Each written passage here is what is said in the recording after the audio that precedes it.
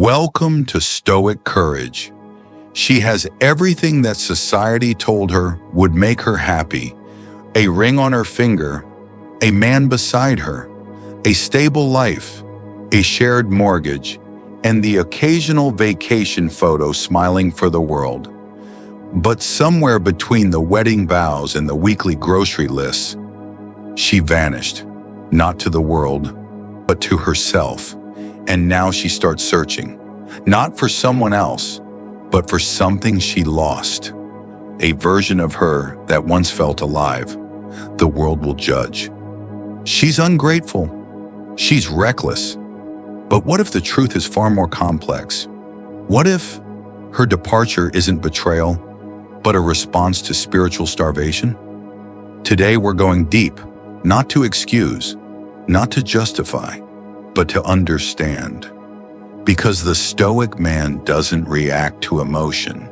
He investigates the cause. And when it comes to why even married women wander, the truth may shock you. Let's begin. 1. She's not chasing a man. She's escaping a mirror. You think she's running away from you. But what if she's running away from herself? When a woman steps outside of a committed relationship, most assume there's another man. But often it's not about him, it's about her. More precisely, the reflection she sees when the noise dies down. She doesn't crave attention, she craves identity. She wants to feel something again. And not just warmth from another body, but the spark of recognizing herself in the mirror. Routine is a silent thief. It doesn't rob you overnight. It chips away at who you were, until one day you forget what it felt like to be you. And when you forget who you are, even a stranger's gaze can feel like clarity. The Stoic does not condemn this. He studies it. He asks, what kind of life have we created if the person closest to you feels furthest from herself? This isn't about infidelity, it's about identity. 2. Emotional malnutrition feels like loneliness in a full house. She doesn't leave because there's no one around. She leaves because there's no one there. There's a difference between company and connection. You can share a bed, a meal, a calendar, and still feel invisible. Emotional presence is more than asking, "How was your day?" It's noticing the shift in her eyes when she says, "I'm fine." It's remembering the dreams she once shared at 2 a.m. before routine turned into obligation. Here's what most men miss. Women don't crave constant attention. They crave attuned attention. They want to feel like their soul is being seen, not managed. But what happens when you stop noticing? She starts shrinking. She becomes quieter, colder, more reasonable. And then, when someone else listens, even briefly, it doesn't feel like betrayal. It feels like rescue. The Stoic man knows you don't own anyone's loyalty. You earn their trust daily, through presence, not performance. You want to keep her? Don't ask what she needs. See it before she has to speak. 3. The rebellion against a life that feels too predictable. She has structure, stability, a routine that the world calls successful. But deep inside, she feels trapped, not by her partner, but by a version of life that no longer reflects who she is. It's the paradox no one wants to admit. Comfort can feel like confinement. Security can become a cage. And when every day looks the same, the mind starts to crave chaos, just to feel something again. She doesn't want to destroy the life she built. She just wants to feel unpredictable again.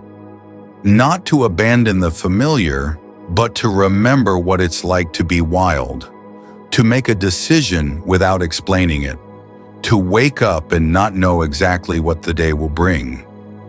And here's the truth. People don't always cheat because they're unhappy. Sometimes they stray because they feel numb. The Stoic doesn't shame this impulse. He recognizes it for what it is, a rebellion against the self they've outgrown. 4. The return of desire, when novelty becomes oxygen. She remembers how it used to feel, when his touch gave her goosebumps, when one message could change her whole mood, when the night was filled with possibility, not routine.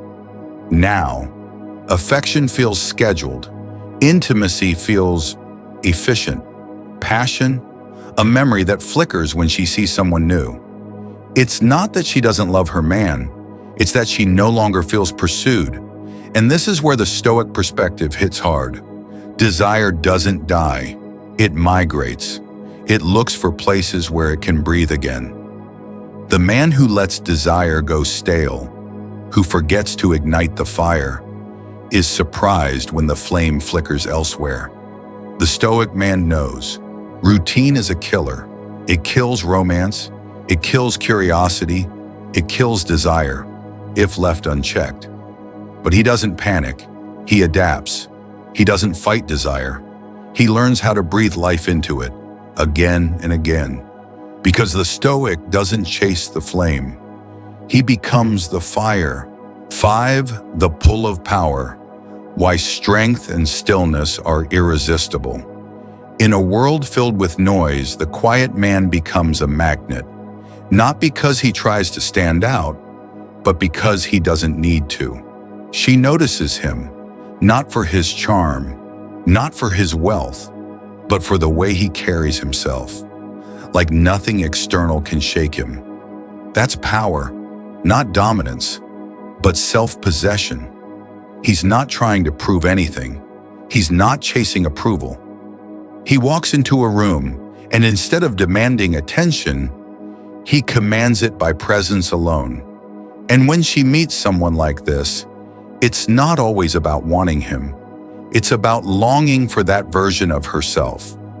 The one who used to feel strong, free, desired. His discipline awakens something in her. Not lust, but memory. Memory of who she once was. And that's why she's drawn in, because strength reminds her of something she's lost, and stillness gives her space to feel it. 6. The crisis of a dying self. When she can't recognize herself anymore, she wakes up next to him, the same bed, the same kitchen. But her reflection in the mirror? Unfamiliar. Not because she's older, but because she's absent. The roles she plays, wife, mother, caregiver, worker, they've consumed her, piece by piece, and now when she's alone, she doesn't know who's left. This is the quiet crisis, not of love, but of identity. And here's the part most men don't see. She doesn't leave because of you. She leaves because of what she's become with you. And in her mind, the only way back to herself is away from you. It's not personal, it's existential. She wants to breathe again, to rediscover a sense of self beyond the titles, to feel alive outside the cage of routine. And while you're wondering, what did I do wrong? She's wondering, who have I become? 7. The Stoic response. Mastery begins where control ends. The distance grows, familiarity fades, and in the space where connection once lived, now rests silence. Most try to fill that silence with words, with gestures, with desperate attempts to restore what once was. But a man rooted in Stoic discipline understands what slipping away was never meant to be held by force. What truly belongs will not require a grip. While others panic, he remains still. Not out of indifference, but because peace does not argue. There's no chasing, no fixing, no emotional chess, just awareness of how often identity gets lost in the pursuit of saving something external. Reflection becomes the only act worth doing, not How do I win her back? But where did I abandon myself trying to keep what isn't mine to control? What did I stop nurturing within while obsessing over who might leave? The truth is quiet but brutal. A woman seeking herself cannot be held by a man who has lost himself. And the one who seeks to rescue her before rescuing his own center fails twice. This is not about silence to punish. It's about standing still in power. Not withholding affection, but reclaiming presence.